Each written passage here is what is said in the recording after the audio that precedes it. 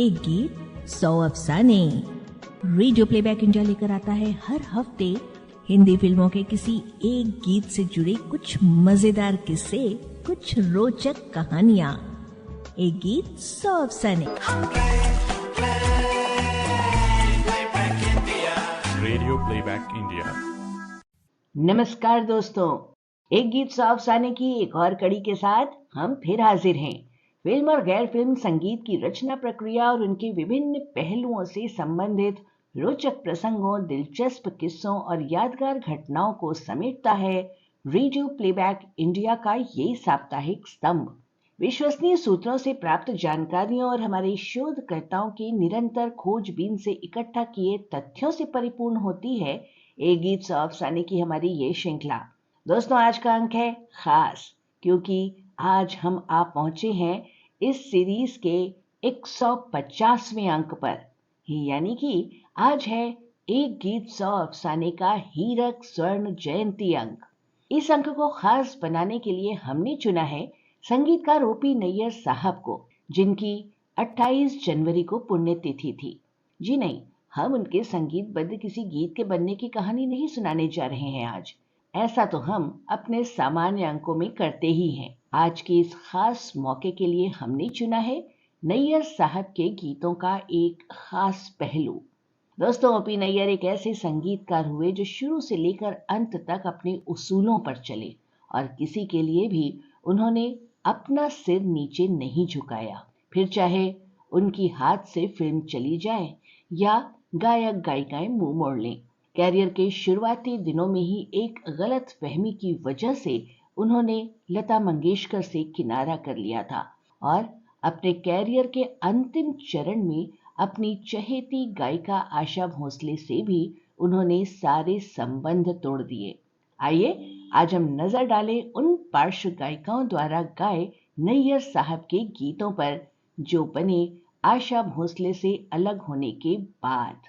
शोध और आलेख सुजॉय चैटर्जी का है और आज इसे प्रस्तुत कर रहे हैं दिलीप बैनर्जी। संगीतकार ओपी नैयर की शख्सियत के बारे में हम सभी जानते हैं। जब दूसरे सभी संगीतकार लता मंगेशकर से अपने गीत गवाने के लिए व्याकुल थे, तब उन्होंने ये ऐलान कर दिया कि वो लता से कभी नहीं गवाएंगे। राजकुमारी, शमशाद बेगम, गीता दत्त और आशा भोसले ने उनकी रचनाओं को आवाजें दी। हालांकि इनमें शुरू में गीता दत्त के साथ उनकी ट्यूनिंग बहुत बढ़िया जमी। जल्द ही नैयर साहब आशा भोसले की आवाज के दीवाने हो गए और ये जोड़ी एक कमाल की जोड़ी बनी, जिसने सुनने वालों को दिए एक से एक लाजवाब गाने। साल दर साल एक से एक सुपर डुपर हिट गीत बनते चले गए, लेकिन अफसोस कि 70 के दशक के शुरू में आकर यह जोड़ी टूट गई।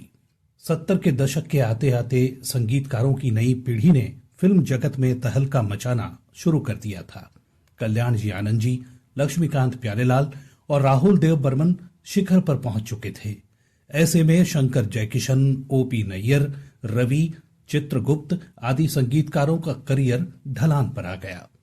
उधर ओपी नैयर और आशा भोसले के बीच भी अनबन शुरू हुई और कहा जाता है कि जब एक दिन नैयर साहब ने आशा जी की बेटी वर्षा पर हाथ उठाने की हिमाकत की, उस दिन आशा जी ने नैयर साहब के साथ किसी भी तरह के संबंध में पूर्ण विराम लगा दिया। उन दिनों प्राण जाए पर वचन ना जाए फिल्म रिलीज होने वाली थी और इसका चैन से हमको कभी आपने जीने ना दिया गीत बेहद लोकप्रिय होने लगा था। ऐसे में आशा जी ने निर्माता निर्देशक से कहकर इस गीत को फिल्म से हटवा दिया और जब इसी फिल्म के लिए नैयर साहब को इस वर्ष का फिल्म फेयर पुरस्कार मिला, तब घर लौटते वक्त गाड़ी का शीशा उतारकर यह पुरस्कार उन्होंने बाहर फेंक दिया। नैयर और आशा का रिश्ता हमेशा हमेशा के लिए खत्म हो गया। इस घटना के समय नैयर साहब और आशा जी एक और फिल्म साथ में कर रहे थे। फिल्म थी टैक्सी ड्राइवर। 1973 में प्रदर्शित इस फिल्म में तब तक आशा भोसले की आवाज में कई गीत रिकॉर्ड हो चुके थे, बस एक गीत रिकॉर्ड होना बाकी था। आशा जी से संबंध समाप्त होने के बाद यह आखिरी गीत नैयर साहब ने कृष्णा कल्ले से गवाने का निर्णय लिया। गीत के बोल थे, प्यार करते हो यार, करके डरते हो यार। गीत क्लब कैबरे जॉनर का गीत है। यूं तो कृष्णा कल्ले ने इस गीत को बहुत अच्छा गाया है, पर वो जादू नहीं चल पाया। कुछ कुछ इसी तरह के भाव पर आधारित आशा नैयर का एक मास्टरपीस गीत रहा है फिल्म मेरे सनम का। ये है रेशमी जुल्फों का अंधेरा न घबराइए। वह असर नैयर साहब टैक्सी ड्राइवर के इस गीत में पैदा नहीं कर सके। गायिका कृष्णा कल्ले ने 60 और 70 के दशकों में बहुत से फिल्मी गीत गाए, पर उनमें से अधिकतर कम बजट की फिल्मों के गीत होने की वजह से ज्यादा चल नहीं पाए। रफी साहब के साथ उनका गाया 1967 की फिल्म राज का गीत सोचता हूं कि तुम्हें मैंने कहीं देखा है काफी लोकप्रिय हुआ था। मराठी और कन्नड़ फिल्मों में भी उन्होंने कई गीत गाए हैं। टैक्सी ड्राइवर के बाद ओपी नैयर के संगीत से सजी अगली फिल्म आई खून का बदला खून। 1978 की इस फिल्म में नैयर साहब ने एक नहीं बल्कि 3 गायिकाओं को मौका दिया। ये थी वाणी जयराम, उत्तरा केलकर और पुष्पा पगधरे। वाणी जयराम का करियर हिंदी फिल्मों में 1971 में शुरू हुआ, जब वसंत देसाई के संगीत में फिल्म गुड्डी में 2 गीत गाकर वो रातों रात मशहूर हो गई। फिर नौशाद साहब ने उन्हें अपनी 1972 की फिल्म पाकीज़ा में मोरा साजन और 1977 की फिल्म आईना में आशा भोसले के साथ एक युगल गीत में गवाया। और 1978 में ओपी नैयर ने उन्हें खून का बदला खून की मुख्य गायिका के रूप में प्रस्तुत किया और उनसे 1 या 2 नहीं बल्कि फिल्म के सभी 8 गीत गवाए। रफी साहब के साथ गाया ए जी होगा क्या, आगे जनाब देखना, अभी तो सवाल है जवाब देखना। कव्वाली शैली का गीत है जिसमें नैयर साहब का हस्ताक्षर ऑर्केस्ट्रेशन इंटरल्यूड में साफ सुनाई देता है, पर गीत को 70 के दशक के स्टाइल में ढालने की कोशिश की गई है। वाणी जयराम के गाए 4 और गीत हैं इस फिल्म में।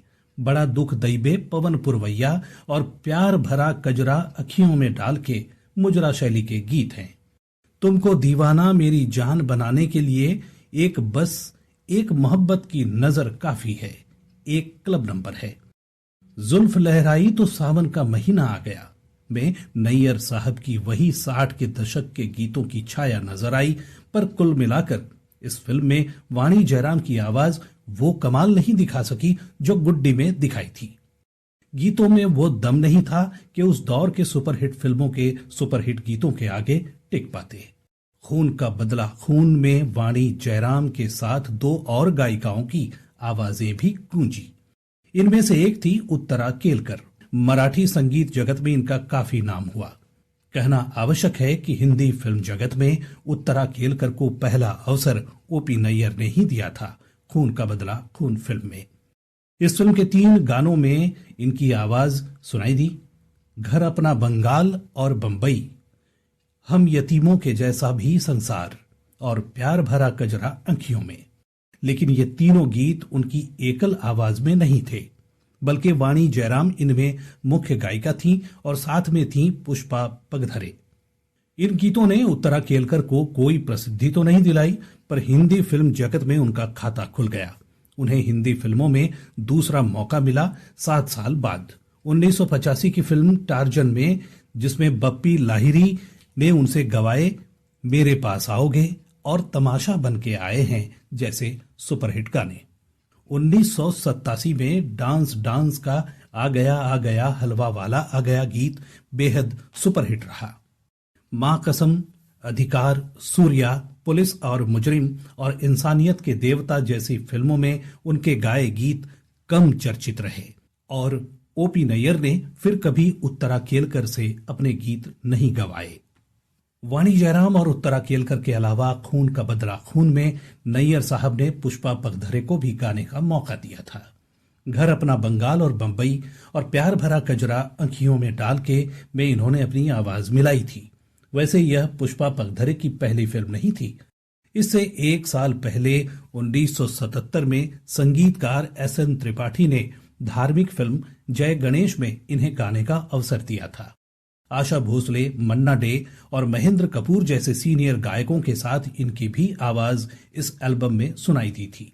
1978 में ही एक और फिल्म में पुष्पा पगधरे की आवाज सुनाई दी। यह फिल्म थी चोर का भाई चोर। DS राउबेन के संगीत में इस फिल्म के गाने नहीं चले। इन तीनों फिल्मों के पिट जाने की वजह से पुष्पा पगधरे की आवाज लोगों तक नहीं पहुंच सकी और वो गुमनामी में ही रह गईं। ओपी नैयर ने एक बार फिर उन्हें मौका दिया अपनी अगली ही फिल्म बिन मां के बच्चे में, जो प्रदर्शित हुई थी 1979 में। इस फिल्म के कुल 6 गीतों में से 3 रफी साहब के एकल, 2 पुष्पा पगधरे के एकल और 1 रफी पुष्पा डुएट थे। रफी साहब के साथ गाया गीत एक होली गीत था जिसके बोल थे, होली आई रे होली आई रे, दिल झूम रहे मस्ती में लिए लाखों रंग बहार के। बदलते दौर में भी अपनी शैली को बरकरार रखने की कोशिश में नाकाम रहे नैयर साहब और यह होली गीत कोई कमाल नहीं दिखा सका। पुष्पा पगधरे के एकल गीतों में यह पहला गीत था, अपनी भी एक दिन ऐसी मोटर कार होगी, और दूसरा गीत था, जो रात को जल्दी सोए और सुबह को जल्दी जागे। इन गीतों में नैयर साहब का स्टाइल बरकरार था और SH बिहारी के लिखे सुंदर बोलों के होने के बावजूद ये गाने नहीं चले। एक तो दौर बदल चुका था। 80 के दशक में 60 के दशक का स्टाइल भला कैसे हिट होता, और शायद आशा भोसले की आवाज होती तो बात कुछ और होती, क्या पता। 1986 की फिल्म अंकुश में इतनी शक्ति हमें देना दाता गाकर पुष्पा पगधरे को पहली बार हिंदी फिल्म जगत में ख्याति मिली। इस फिल्म के संगीतकार थे कुलदीप सिंह। वैसे ओपी नैयर ने अपने जीवन की अंतिम फिल्म 1995 की मुकद्दर की बात में एक बार फिर से पुष्पा पगधरे को गवाया था। 1979 में ओपी नैयर के संगीत निर्देशन में एक और फिल्म आई, हीरा मोती। इस फिल्म में मोहम्मद रफी और मन्ना डे गा रहे थे। महिला कंठ के लिए इस बार नैयर साहब ने चुनी दिलराज कौर की आवाज। शत्रुघ्न सिन्हा और रीना रॉय पर फिल्माया रफी साहब के साथ गाया डुएट होंठ हैं तेरे दो लाल हीरे पंजाबी शैली का नृत्य गीत है, जिसमें दिलराज कौर आशा भोसले के अंदाज में गाने की कोशिश करती हैं और कुछ हद तक सफल भी हुई हैं। फिल्म अगर चलती तो शायद यह गीत भी चल पड़ता, पर अफसोस की बात कि फिल्म के ना चलने से इस गीत पर किसी का खास ध्यान नहीं गया। इस फिल्म में एक खूबसूरत कव्वाली भी थी रफी साहब, मन्ना दा और दिलराज कौर की आवाजों में। जिंदगी लेकर हथेली पर दीवाने आ गए, तीर खाने के लिए बनकर निशाने आ गए। इस गीत में भी दिलराज कौर का वही आशा जी वाला अंदाज साफ महसूस किया जा सकता है। शत्रुघ्न सिन्हा, डैनी और बिंदु पर फिल्माई हुई यह कव्वाली उस जमाने में काफी हिट हुई थी। इस फिल्म में दिलराज कौर की आवाज में 3 एकल गीत भी थे। तुम खुद को देखते हो सदा अपनी नजर से को सुनते हुए नैयर साहब के कितने ही पुराने गीत याद आ जाते हैं। इस गीत की धुन से मिलती जुलती धुनों का उन्होंने कई बार अपने गीतों में प्रयोग किया है। यही वो जगह है, गीत से भी इस गीत की खास समानता है। 100 साल जियो तुम जान मेरी, तुम्हें मेरी उमरिया लग जाए, एक हल्का फुल्का जन्मदिन गीत है जिसमें हिट होने के सभी गुण थे। बस बदकिस्मती यही थी कि फिल्म पिट गई। अंतिम गीत मैं तुझको मौत दे दूं या आजाद कर दूं, तुझे नई जिंदगी दे दूं या बर्बाद कर दूं भी एक सुंदर रचना है, जिसमें मध्य एशियाई संगीत की छाया मिलती है और गीत के बोलों में मेरा गांव मेरा देश के प्रसिद्ध गीत मार दिया जाए कि छोड़ दिया जाए से समानता होती है। इन चंद फिल्मों में संगीत देने के बाद ओपी नैयर को यह बात समझ आ गई कि लता मंगेशकर या आशा भोसले को लिए बगैर उन्हें किसी बड़ी फिल्म में संगीत देने का अवसर मिलना असंभव है। लता के साथ काम करने का सवाल ही नहीं था और आशा से वो किनारा कर चुके थे। अतः इस इंडस्ट्री से संन्यास लेना ही उन्होंने उचित समझा। नैयर साहब अपनी मर्जी के मालिक थे। वे किसी से शर्तों पर काम नहीं करते थे। अपने उसूलों के लिए वो अपने परिवार से भी अलग हो गए। 80 के दशक के अंत तक उन्हें आर्थिक परेशानियों से भी दो चार होना पड़ा था और ना चाहते हुए भी उन्हें एक बार फिर से इस फिल्म जगत में कदम रखना पड़ा। साल था 1992 और फिल्म थी मंगनी। B.R. इशारा निर्देशित यह फिल्म एक कम बजट की फिल्म थी। पार्श्व गायिका के रूप में लिया गया दक्षिण की मशहूर गायिका S. जानकी को। गायक बने S.P. बालासुब्रमण्यम और गीतकार थे कमर जलालाबादी, जिनके साथ नैयर साहब ने पुराने जमाने में बहुत काम किया था। S. जानकी की गाई मैं तो मर के भी तेरी रहूंगी एक बेहद कर्णप्रिय रचना है, जिसे नैयर साहब ने शास्त्रीय संगीत पर आधारित किया था। S. जानकी की आवाज और अंदाज में आशा जी की झलक मिलती है। इस गीत के इंटरल्यूड में भी उन्होंने कुछ ऐसे आलाप लिए हैं जो बिल्कुल आशा नैयर के गीतों की याद दिलाते हैं। नैयर साहब ने एक साक्षात्कार में ये कहा है कि अगर S. जानकी विदेश में जाकर नहीं बस जाती तो उनसे बेहतर गाने वाली पूरे हिंदुस्तान में नहीं थी। उन्होंने यहां तक कहा कि अगर वो मुंबई में गाती तो वो शीर्ष की गायिका होती। इस फिल्म का एक अन्य गीत है हम कैसे बताएं तकदीर ने हमको ऐसा मारा, जो नैयर साहब के जाने पहचाने तालों पर आधारित है। नैयर साहब के गीतों की खासियत यह है कि हर गीत में वो अपना हस्ताक्षर छोड़ जाते थे और ये गीत भी एक ऐसा ही गीत है जिसे सुनकर कोई भी बता सकता है कि यह नैयर साहब का कंपोजिशन है। 1992 में ही O.P. नैयर के संगीत से सजी एक और फिल्म आई जिसके गीतों ने खूब लोकप्रियता हासिल की। यह फिल्म थी निश्चय। बप्पी सोनी निर्मित इस फिल्म में सलमान खान और करिश्मा कपूर के होने की वजह से फिल्म लोगों तक पहुंची और O.P. नैयर ने भी यह सिद्ध किया कि 90 के दशक में भी उनके संगीत का जादू बरकरार है। इस फिल्म में सलमान की आवाज बने अमित कुमार और करिश्मा की आवाज बनी कविता कृष्णमूर्ति। इस फिल्म में कविता की एकल आवाज में छुट्टी कर दी मेरी के अलावा अमित कविता के 4 युगल गाने थे। किसी हसीन यार की तलाश है, सुन मेरे सजना सुन रे, नई सुराही ताजा पानी, पीले तू जानी और देखो देखो तुम हो गया मैं गुम। ये सभी के सभी गीत बेहद कामयाब रहे और ऐसा लगा जैसे फिल्म संगीत का सुनहरा दौर वापस आ गया है।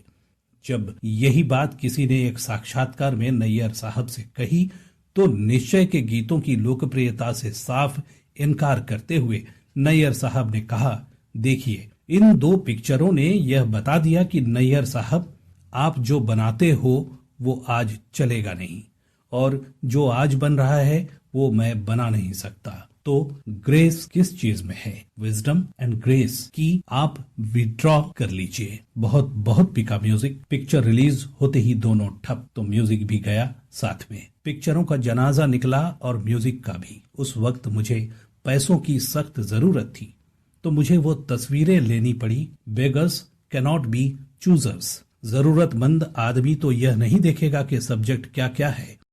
जब जरूरतमंद नहीं था तब भी नहीं पूछता था मैं कि सब्जेक्ट क्या है, कहानी क्या है, कुछ नहीं। मेरा एक ही सब्जेक्ट और एक ही कहानी थी कि रुपया कितना है। फिल्म निश्चय के बाद 1994 में एक और फिल्म आई जिद, जिसमें नैयर साहब का संगीत एक बार फिर हिट हुआ, पर फिल्म की बुरी तरह से पिट जाने से फिल्म के साथ साथ फिल्म के गीतों का भी जनाजा निकल गया। इस फिल्म में नैयर साहब ने कविता कृष्णमूर्ति के अलावा 2 और गायिकाओं से गीत गवाए। ये थीं रंजना जोगलेकर और माधुरी जोगलेकर। मोहम्मद अजीज और रंजना जोगलेकर की युगल आवाजों में तुझे प्यार कर लूं, ये जी चाहता है को बेहद सुंदर तरीके से नैयर साहब ने संगीतबद्ध किया है, जिसमें तबले का आकर्षक प्रयोग सुनाई देता है। कविता कृष्णमूर्ति की आवाज में कोरी गगरिया मीठा पानी में कोई नई या खास बात नहीं लगी। ऊपर से हाल ही में फिल्म निश्चय में नई सुराही ताजा पानी लोग सुन चुके थे। कविता कृष्णमूर्ति, रंजना जोगलेकर और माधुरी जोगलेकर, इन तीनों ने एक साथ आवाजें मिलाई। खूने जिगर से हो लिख देंगे हम तो पहला पहला सलाम सांवरिया के नाम। इस गीत में तीनों गायिकाएं पूरा गीत साथ में गाती हैं, इसलिए तीनों आवाजों का वैषम्य खुल के नहीं आ पाया। अगर तीनों गायिकाएं बारी बारी गाती तो शायद कुछ और बात बनती। कुल मिलाकर जिद के गाने सुंदर और कर्णप्रिय होने के बावजूद फिल्म के ना चलने की वजह से लोगों ने इनकी तरफ ध्यान नहीं दिया और 1995 में ओपी नैयर के संगीत में ढलकर अंतिम फिल्म लॉन्च हुई मुकद्दर की बात। यह फिल्म प्रदर्शित नहीं हो सकी। इस फिल्म के गाने महेंद्र कपूर और पुष्पा पगधरे ने गाए थे। सोने में सुगंध मिलाई गई तब तेरी काया बनाई गई एक बेहद सुंदर युगल गीत है जो बोल, संगीत और गायन की दृष्टि से उत्तम रचना है। एक और युगल गीत है, क्या यह मुमकिन है हम दोनों मिला करें हर बार, बार बार दुनिया में किसी को कब मिलता है प्यार। इन गीतों को सुनकर यह बात मन में उठती है कि क्या नैयर साहब ही वो संगीतकार हैं जिन्होंने महेंद्र कपूर को सबसे अच्छे गाने दिए हैं। इसी फिल्म की एक अन्य सुंदर रचना है कैसे ये तारों भरी रात खिली सजना, जो पुष्पा पगधरे की एकल आवाज में शास्त्रीय राग में ढलकर बेहद सुंदर बन पड़ी है।